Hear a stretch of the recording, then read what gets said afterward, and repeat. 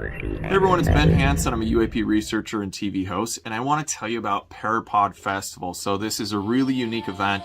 It's a film festival combined with speakers on Bigfoot, paranormal, UFOs.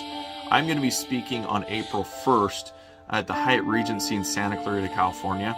The night prior, I'm going to be leading a night vision skywatch. So there's a lot of events, cool stuff. Check it out. Go to parapodfestival.com for tickets.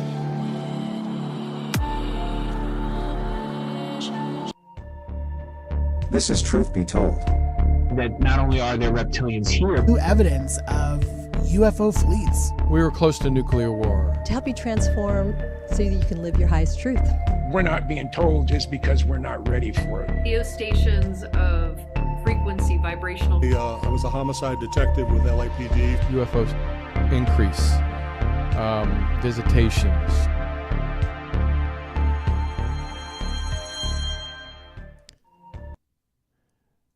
An MIT alumni, founder of 4BiddenKnowlege TV and corporation, two-time best-selling author, and I have to say, someone that I've worked with over the years as interviewing him at festivals and on my show many times. And I've been so proud of him for where he's started and where he's going. And this is why he's going to be the Pioneer Award recipient at the 2023 Parapod Festival coming up April 1st. And so please welcome to the Truth Be Told studios, the one and only Billy Carson. Billy. Thank you. Hey, that's phenomenal. I really appreciate it. Thank you, and I'm glad to be back. It's been a while, and with everything that's went on in this world, I have to say, there's people that kind of hunker down and just let life pass us by, but a few of us, like you and myself, we use that time to be creative, and we've created something to give back to this world, and that's why I'm so excited to have you on the show, and I'm so proud of what you've done with your lovely wife and family and crew to make Forbidden Knowledge a stellar fixture in this community. So congratulations on everything. Thank you. I really appreciate it. It was a lot of hard work, dedication, as you already know how it is. Sacrifice, yes, financial, emotional, and energetic, but it's all, it's worth it. In the end, we're beginning to see the fruits of our labor. And, a lot of people's been saying, oh my gosh, I can't wait to get Billy back on the show with you. And that's, they're in the chat room talking already about it. But one thing that I wanted to, before we really talk about what you are going to be talking about at Parapod, and then we're going to talk about your own award show coming up in July. But I want to kind of bounce back to where you started. Everybody's heard my story of how I kind of really dove into the paranormal genre.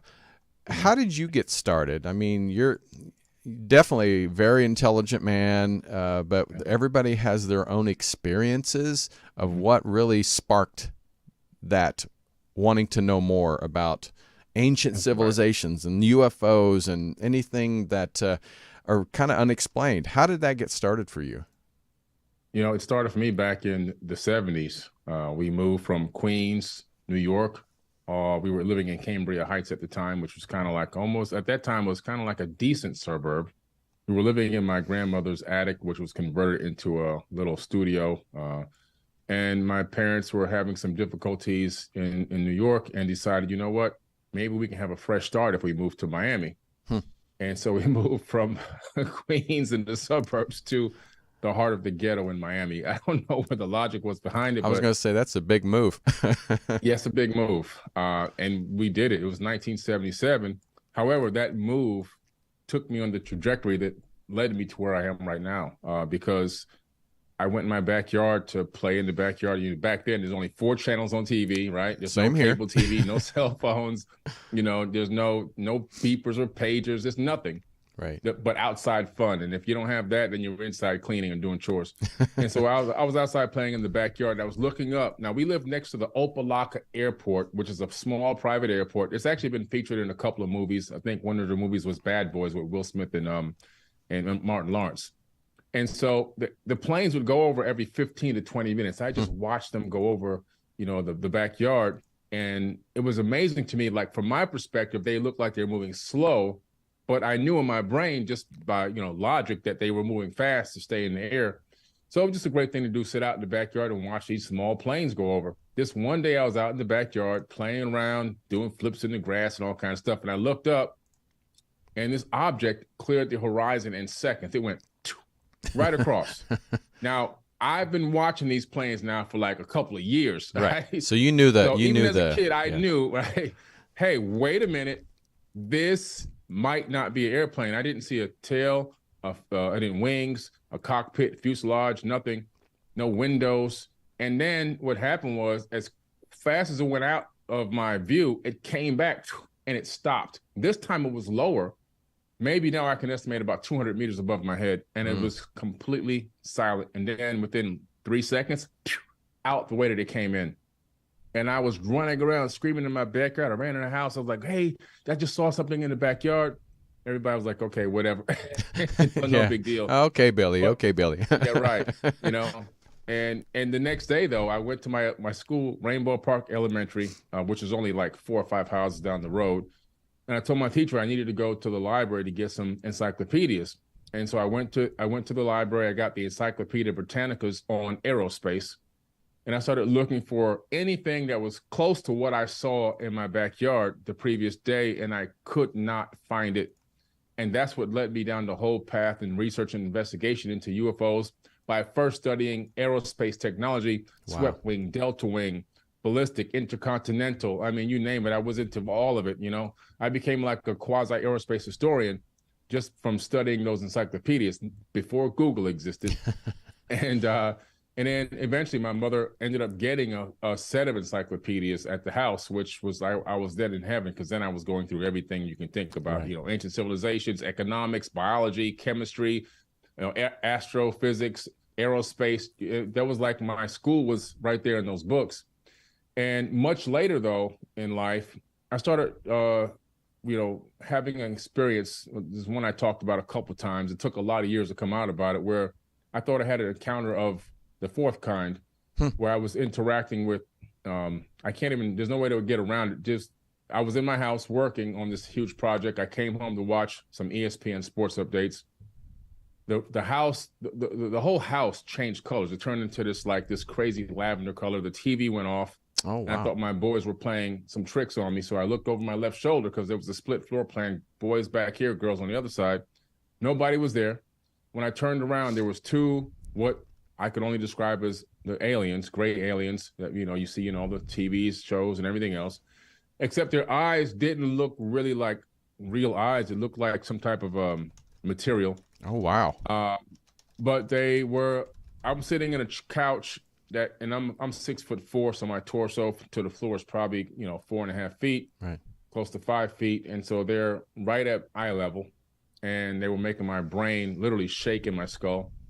No words, no communication that I can understand was transferred back and forth, but something weird happened after this situation, and they just dangled away. They really didn't walk. They kind of bounced away. They went through the wall. And it scared everybody in the house. It actually was one of the main reasons I ended up finally getting a divorce. It was like that was a sort of broke the camel's back situation. I made no money off of this. I got no benefit out of it other than a lot of heartache and an alienation from one of my own sons, who still, even though he's now 29, oh my gosh, is still very standoffish. So it really didn't help. It hurt. But it was the truth. It was the truth. It's what I experienced. But something interesting happened. This is the aspect now that took me into ancient civilizations. I had already been intrigued by ancient civilizations and studying like the pyramids in Mexico and in Egypt. Base coverage of those topics, nothing too deep, just surface. After this happened, the next day, it was really in that same night, but the next day it was even worse. It was these words in my head going, worldwide telescope, over and over again. So I get on the computer and I go to excite.com and I type in worldwide telescope. I actually spelled worldwide wrong. I actually put it with a space in between, and it still popped up as worldwidetelescope.org, which is still online today. I was like, wow, this is real. I was like shocked. I went to it. it's a funded backed program by Microsoft and Caltech and NASA and all the other programs that invest money into making space probe data publicly available to everyone, and your taxes paid for it. So I go in there and I'm like looking around, I'm like, okay, I see Mars. Like, oh, Mars. I click on Mars, and then from Mars I click on panoramas. I say, oh, panoramas. Then you got Spirit rover. You have Spirit, and I forget the other one now. Opportunity rover, and then you had Voyager and some other stuff. So I clicked on Opportunity rover, and it goes in, and now I'm looking as if I'm looking through the mast cam of this rover, where I can zoom in, zoom out, pan left and right. And I'm starting to see anomalies on the surface of Mars, untouched, unobfuscated, there for the whole world to see, but hardly anybody probably knows the site even existed until I started talking about it. And then I started seeing things that looked like remnants of stones and stuff that I would see on ancient civilizations, like, cultures that had left behind old structures, megalithic structures. And I was like, what in the world? That's how I started digging deeper into the ancient civilizations and started tying it in with space anomalies. Led me down a whole nother rabbit hole. And then eventually I could see the technology that I saw as a kid probably has something to do with these people who had this capability of, interplanetary travel to create concurrent civilizations with the same exact construction techniques on two different worlds. Holy crap. And so that's really what expanded me and got me so deep into all this stuff, because I was so intrigued. Well, let me ask you this, because you said you dove into all these books and learning and just absorbing that knowledge, especially at a younger age. How was your work or your school ethic before that? It was already stellar. Yeah, I was. Oh, it was stellar. Already okay. I didn't know if it was like that changed the way the way you looked at knowledge. So I didn't know if that was something that changed that also.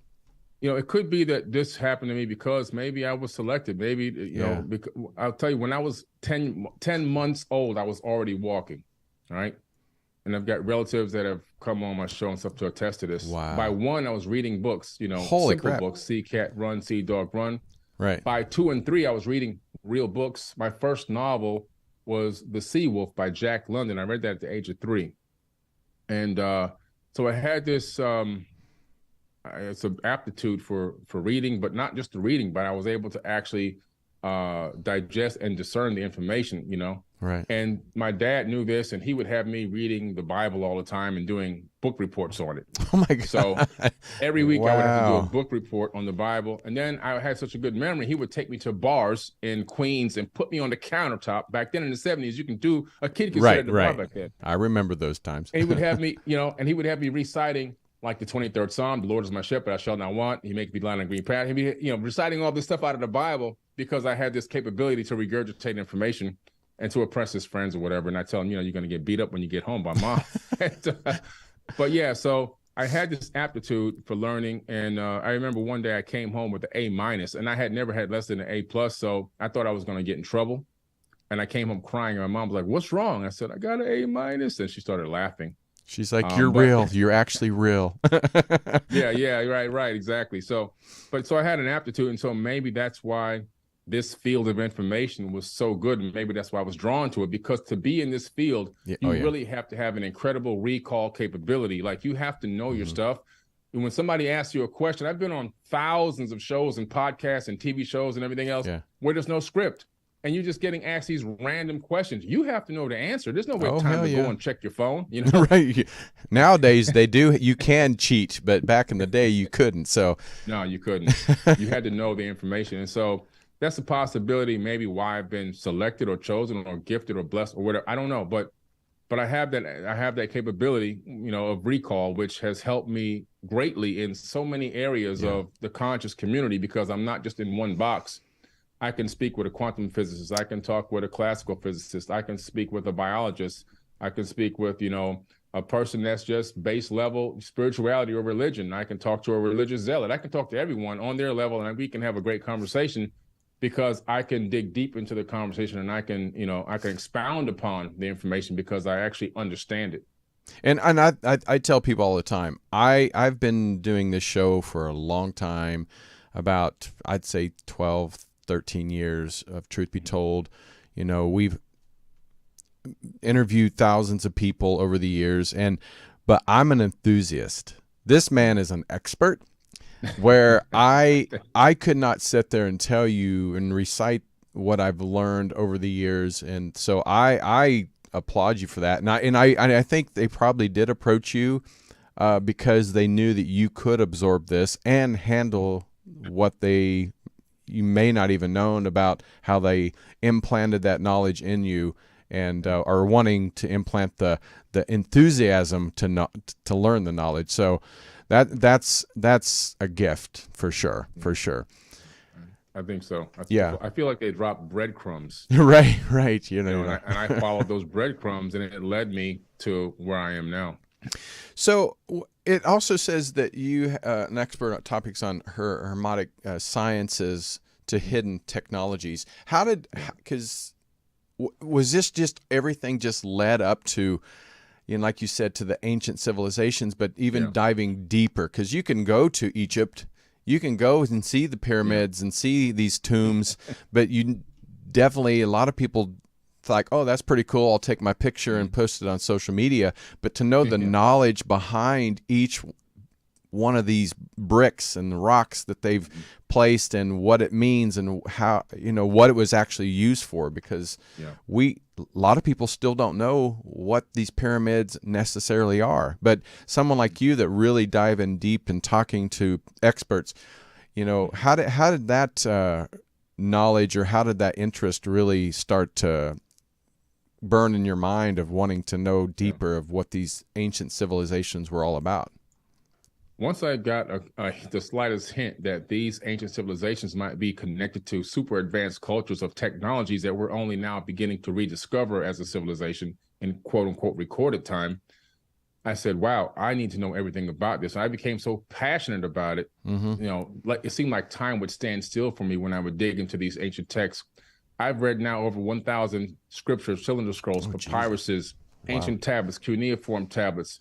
I mean, I've been around the world to the locations where these things actually exist to see the original pieces, talk to the original people who live there, the indigenous peoples. I've done walks in the outback. I've gone for walkabouts 8 miles out into the bush with the fires and everything.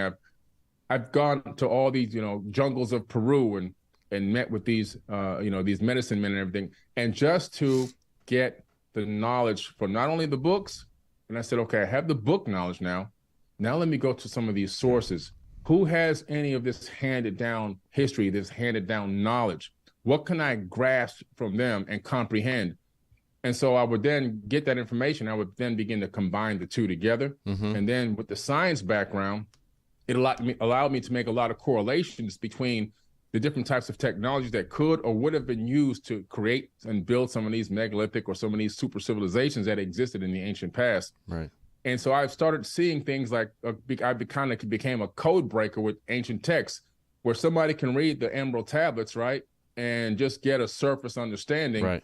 I can see things lighting up and give me information, and then I can pull from technological knowledge. I can pull from spiritual knowledge. I can pull from metaphysical. I can pull from quantum knowledge. I can pull from the ancient elders that I've personally had conversations with. And I can then begin to put the pieces of the puzzle together. And that just drove me deeper and deeper into these ancient cultures, because I realized the past is prologue. And if we want to develop a better future for humanity on this planet, the past is so key, because it has been so obstructed and so hidden and so forbidden.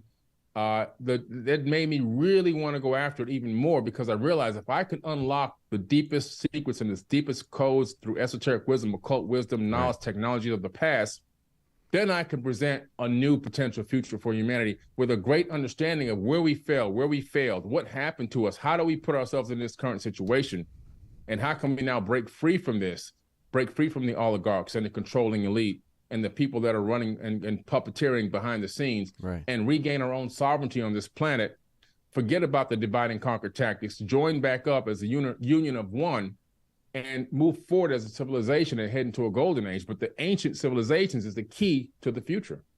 I totally agree with that. And I know you and Jimmy Church went to Egypt together, and it was Jimmy's first time. And and like I said, I've never been there, but it's great to where you hear people that have talked about Egypt or any ancient civilizations for many years, but never had the opportunity to be there.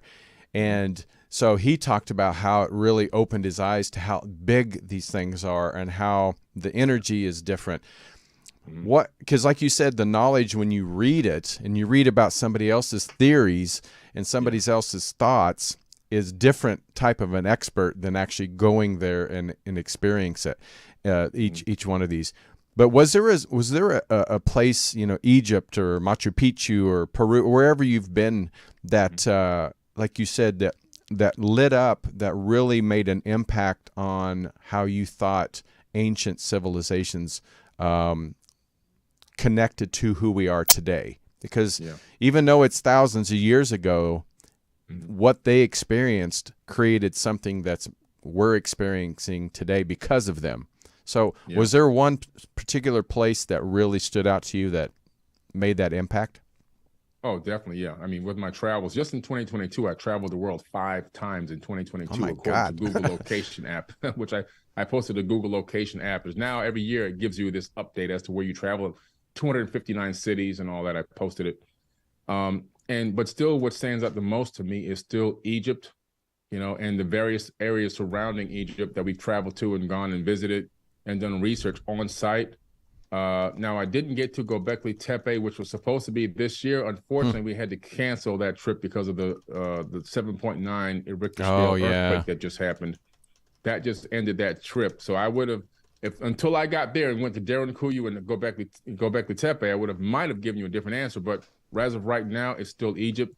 Egypt is it's close to what we know as the Middle East, which was part of Mesopotamia in ancient times. Right. And some of the oldest structures there are going to get you close as possible to the ancient knowledge, like the Great Pyramid at Giza, the Sphinx, some of the other ancient structures around the surrounding region, the ancient temples.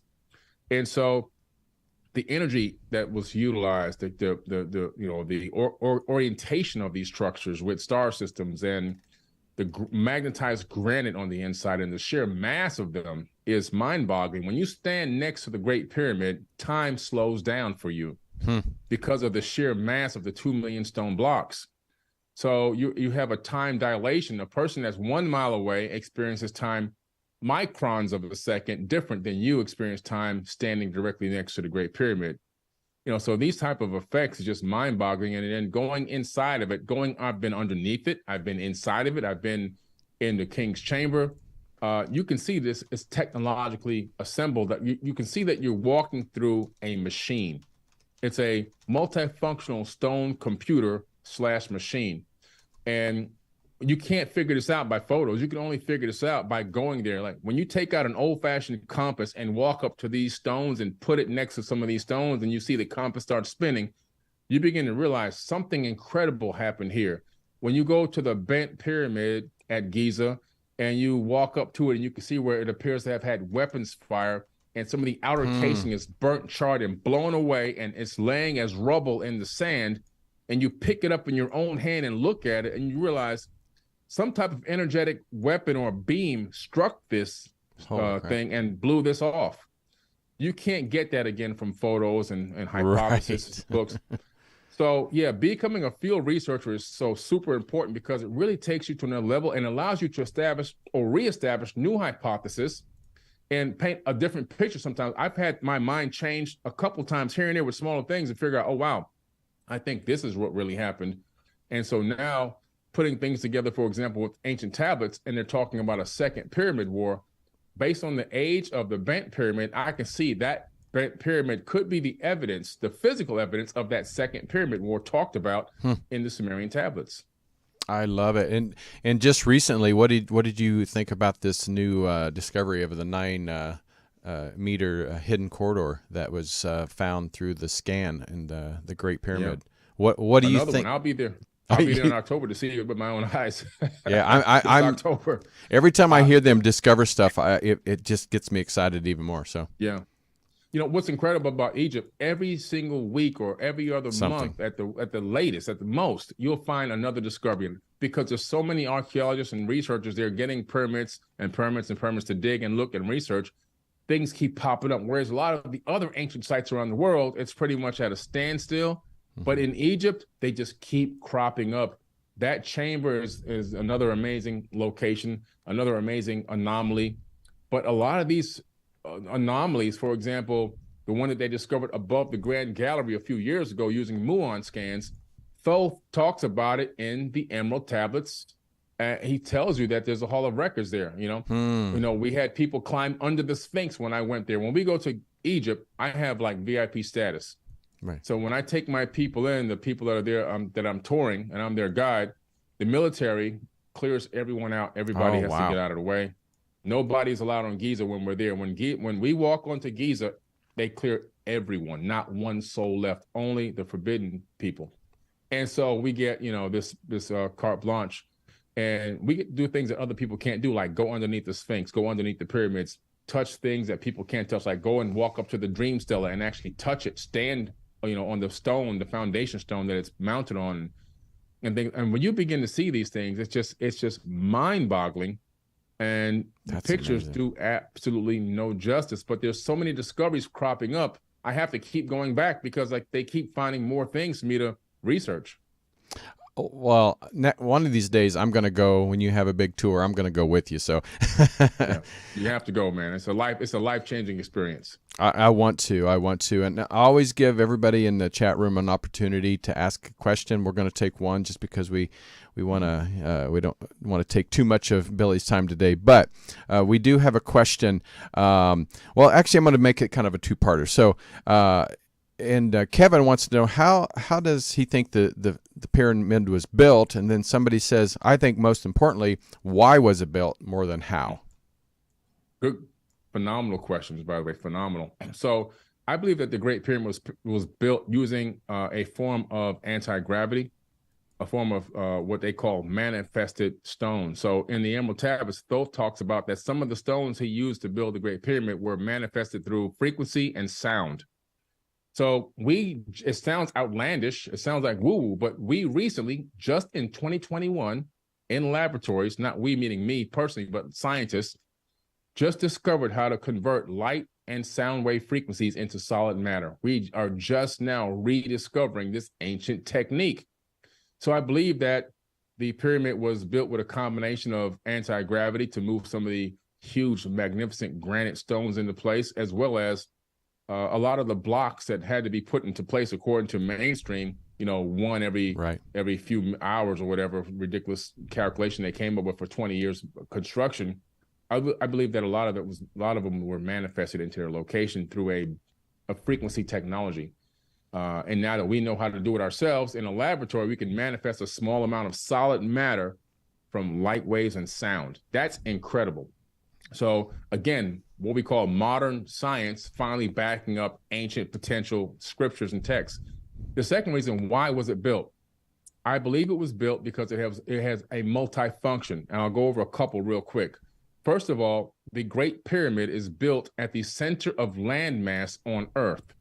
Not the center of the Earth, the center of land mass. Now, that's very hard to do, and I'll tell you why.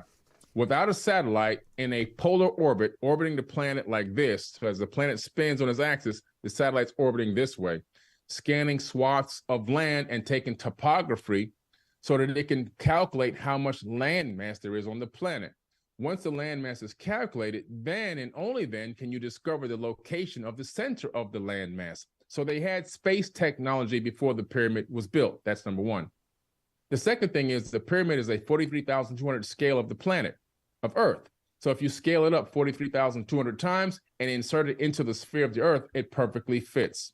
Okay, so it's a scaled down version of the planet Earth itself. The next thing is this. The height of the Great Pyramid is the exact average height of all the peaks on Earth.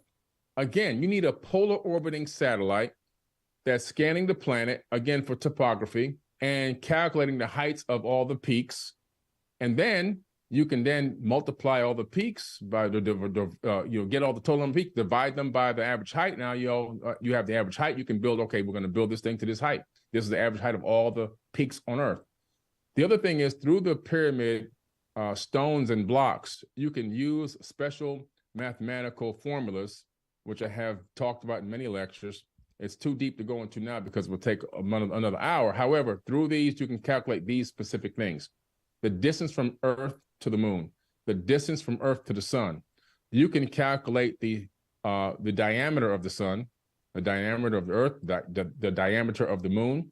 You can also even calculate the speed of Earth on its own axis, the speed of Earth around the sun, and you can calculate the speed of the sun around the galactic equator.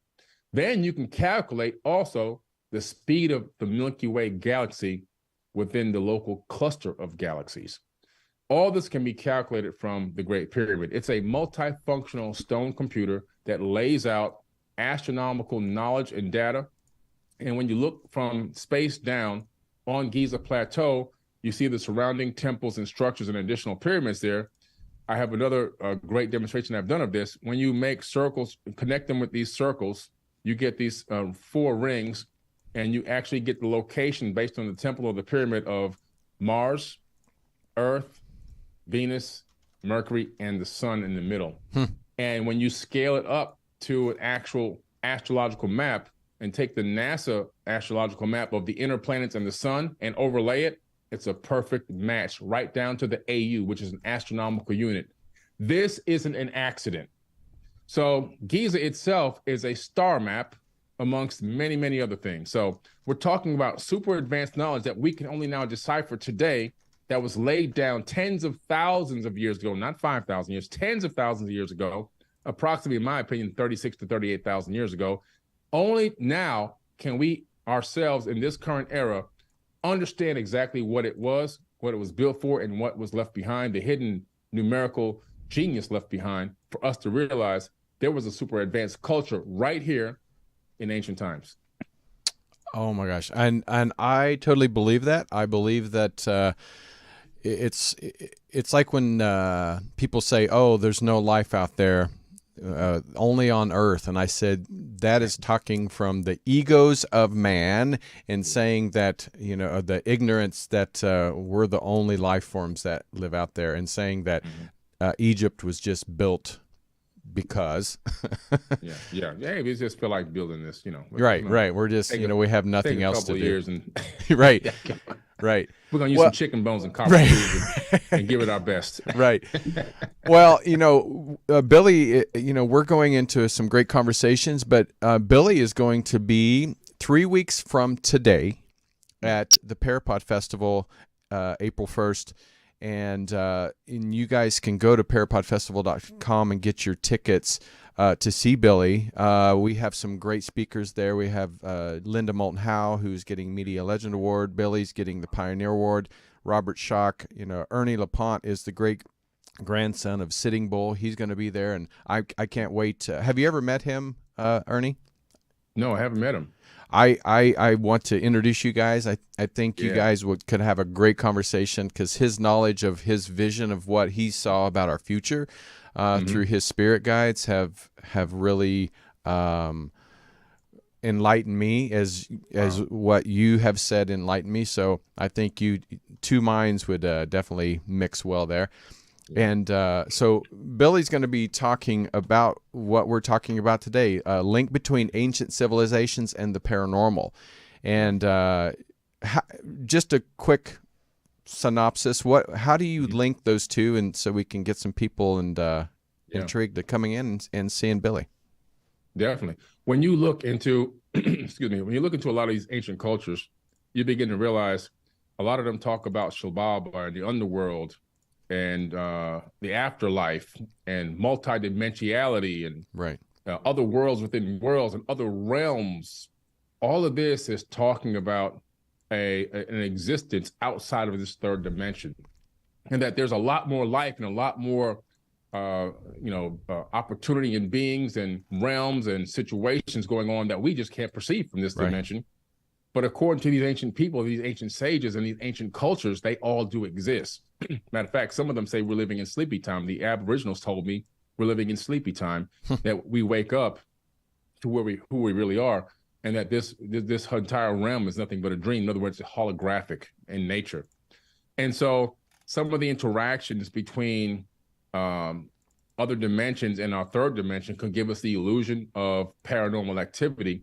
It could be other level or higher level beings trying to enter into or interact with this third density, giving us these apparitions and ghost-like images and so forth, interactions that they're trying to communicate through, maybe through the medium of multidimensionality. So I'm going to tap into that, talk about it. I'm going to bring up some of these cultures and talk about what they laid down as their beliefs in what's going on between here and the afterworld, and visitations from the multidimensional universe as well.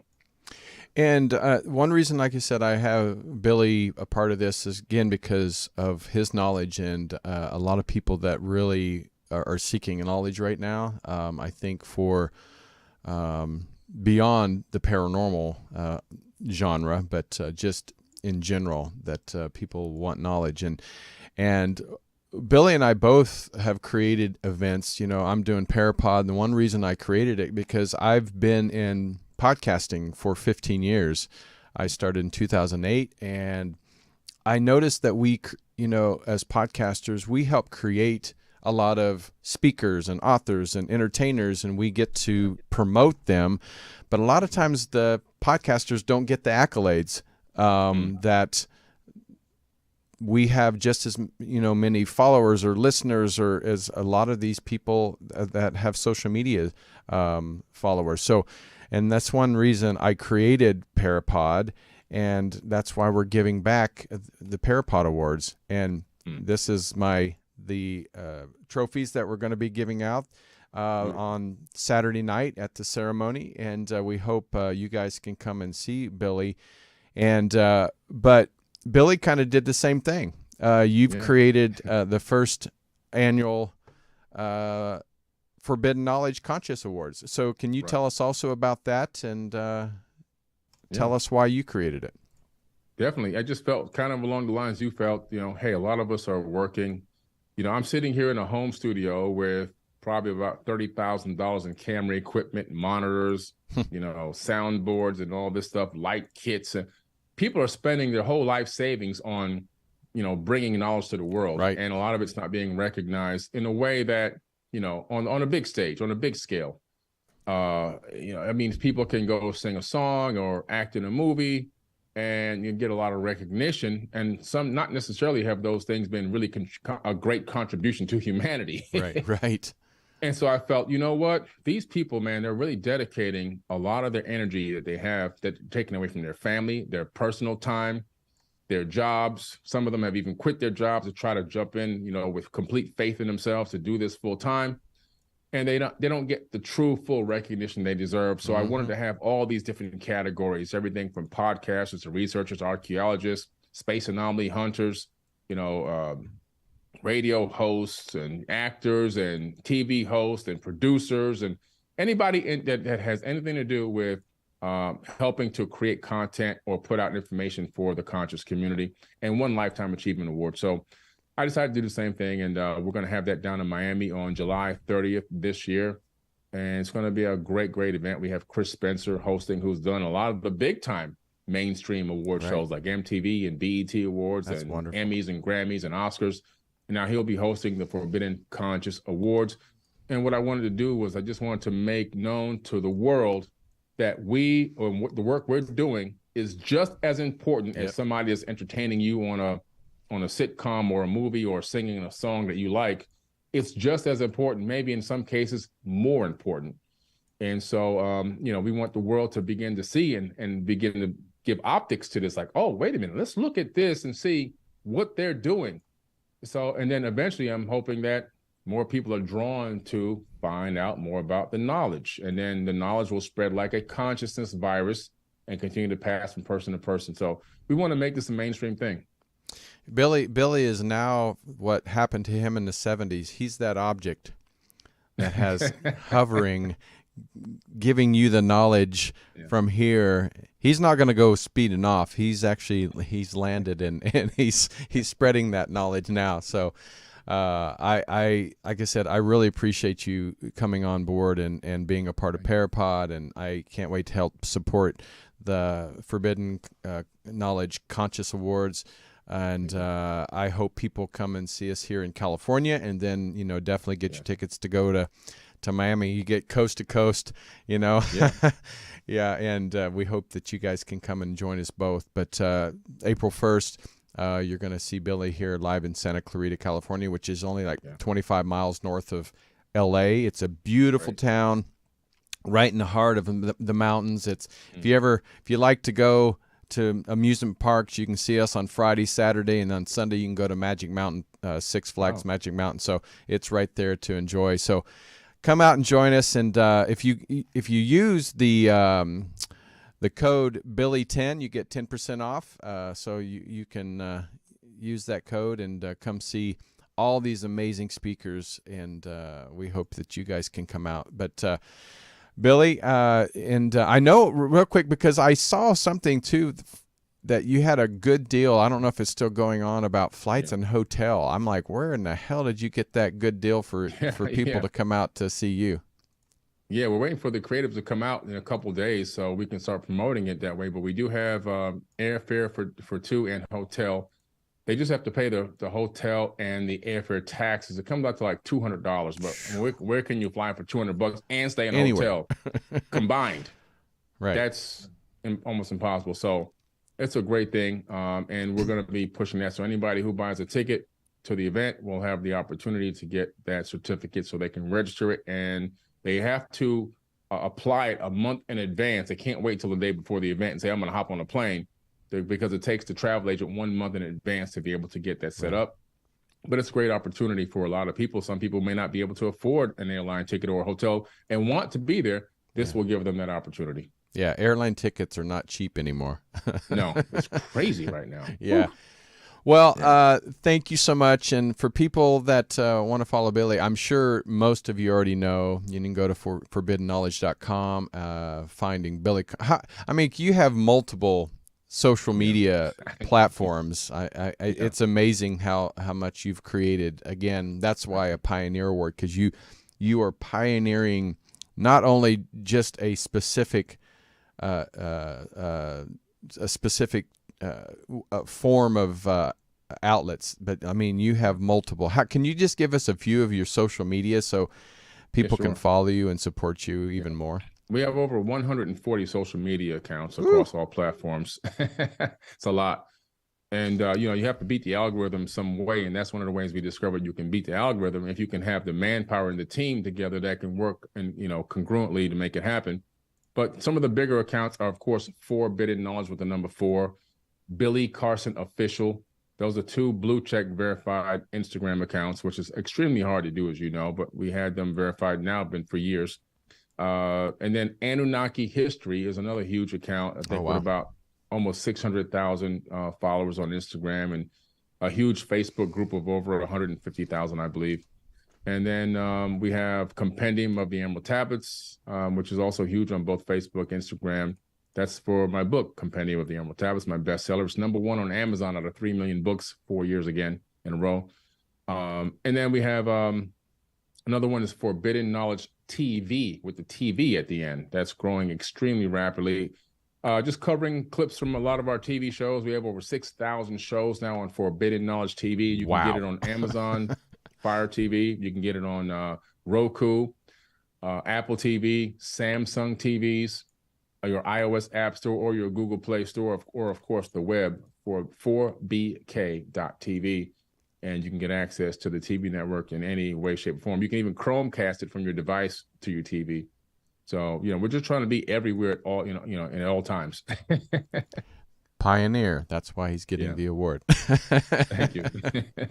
Well, thank you so much, Billy, and appreciate you. And so stick around, Billy, before we get out of here. But everybody else, thank you for tuning in. Thank you for asking the questions and supporting Billy and myself. But get your tickets to Parapod Festival, 3 weeks, like I said, here in Santa Clarita. Drive up, fly out.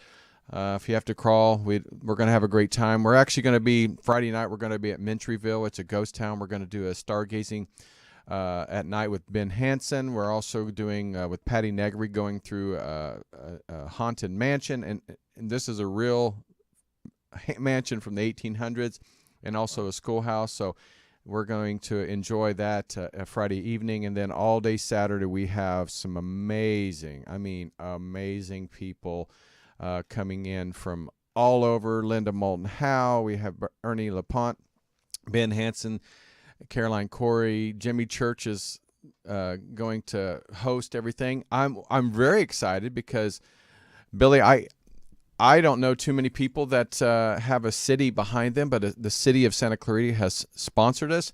They're going to be there, former mayor and city council, and they're going to present our keynote speakers with certificates from the city. And so at the ribbon cutting. So this is something that I think we're breaking ground and opening up eyes. And so, great. Yeah, I'm really excited about that. So, but until next time, thank you for supporting us. And I'm Tony Sweet, and buy your tickets at parapodfestival.com. Take care, guys. We'll talk to you soon. I'll see you there.